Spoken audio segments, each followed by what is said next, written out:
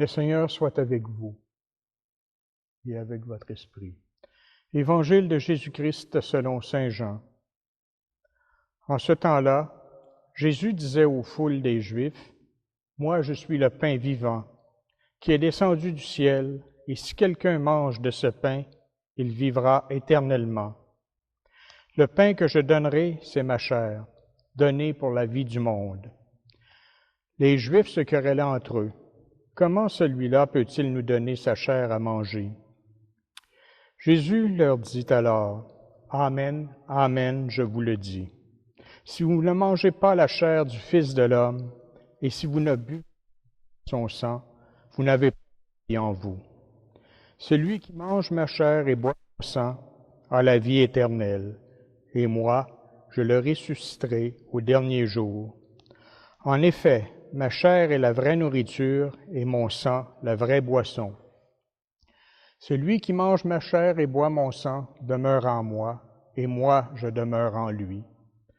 De même que le Père est vivant, qui est vivant m'a envoyé, et que moi je vis par le Père, de même celui qui me mange, lui aussi vivra par moi. Tel est le pain qui est descendu du ciel. Il n'est pas comme celui que les pères ont mangé. Eux, ils sont morts. Celui qui mange ce pain vivra éternellement. Acclamons la parole de Dieu. Comme lui, savoir dresser la table, comme lui, nouer le tablier, se lever chaque jour et servir par amour, comme lui. Dernièrement, en raison de la COVID-19, nous avons eu une demande particulière transmise par les médias. La Croix-Rouge demandait l'aide de la population pour augmenter sa réserve de sang, puisqu'une étude prouvait que des éléments du sang pouvaient aider les personnes atteintes à combattre le virus. Donner de son sang, c'est donner un peu de soi-même. Ce don est absolument gratuit. Il est même désintéressé, puisque nous ne connaissons pas la personne à qui notre sang sera transfusé. Le sang, c'est la vie. Dans toute la Bible, lorsqu'il est question de sang, cela nous renvoie à un lien direct avec la vie. Donner son sang, c'est donner la vie. Lorsque nous donnons de notre sang, cela nous demande de faire un effort, on pourrait dire un sacrifice. Ce sacrifice exige de nous un peu de notre temps et un peu de notre confort. La quantité de sang qui nous est prélevée ne met pas en péril notre vie, ni même notre santé. Quelques heures suffisent pour récupérer complètement. Cependant, lorsqu'on dit que Jésus a donné son sang, nous ne parlons pas de la même chose. Jésus donne son sang non pas en donnant un peu de son temps, un peu de son confort, un peu de sa vie. Non, il se donne totalement en donnant sa vie, toute sa vie. Il donne son sang non pas pour sauver une vie, ce qui est déjà beaucoup, mais pour sauver l'humanité tout entière, pour nous donner la vie et la vie en abondance. Dans les 4 textes de ces dimanches, il est question de nourriture. La première lecture évoquait la manne venue du ciel que les Hébreux ont mangée pendant leurs 40 années passées dans le désert. Dans le psaume, nous avons entendu que le Seigneur, d'un pain de froment, te rassasie. Saint Paul nous rappelait dans sa lettre aux Corinthiens, « La coupe de bénédiction est communion au sang du Christ et le pain que nous rompons est communion au corps du Christ. » Et enfin, le passage de l'Évangile de Saint Jean. Contrairement aux 3 autres évangélistes, Saint Jean ne raconte pas l'institution de l'Eucharistie le soir du Jeudi Saint. Il nous rapporte ce texte extraordinaire, selon le discours de Jésus sur le pain de vie qui donne la vie éternelle. Ce passage vient juste après la multiplication des pains, où Jésus a distribué une nourriture terrestre à des personnes qui étaient affamées. Cette fois, Jésus se fait pain pour une autre fin.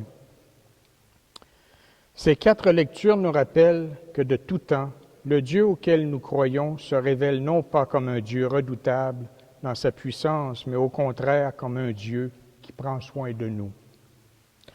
Un Dieu qui nourrit son peuple et toute l'humanité tout au long de son histoire, depuis la manne dans le désert jusqu'au don total de sa personne par Jésus qui se donne à manger dans l'Eucharistie.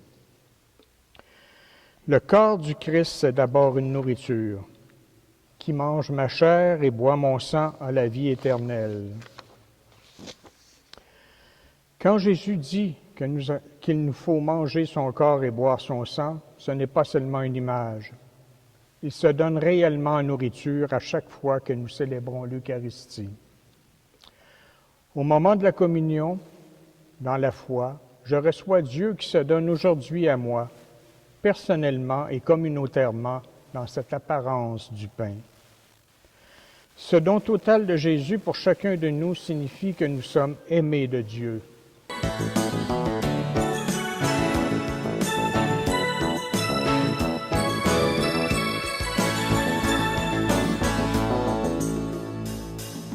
Qui que je sois, Dieu m'aime au point de se donner à moi et de se laisser manger par moi.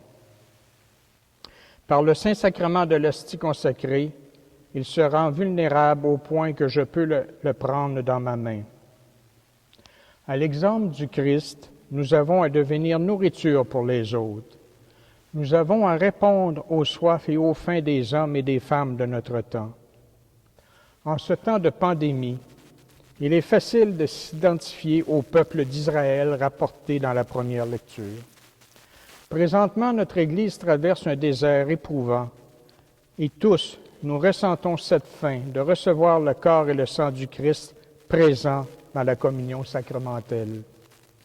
En effet, le texte de ce jour nous renvoie à ce que nous vivons présentement et qui nous place dans une situation de famine spirituelle pour laquelle la seule réponse possible se trouve en Dieu. Trop souvent, nous ne prenons pas assez de temps de repérer la présence de Dieu dans tout ce qui fait vibrer notre vie intérieure. Pourtant, Dieu est présent en nous.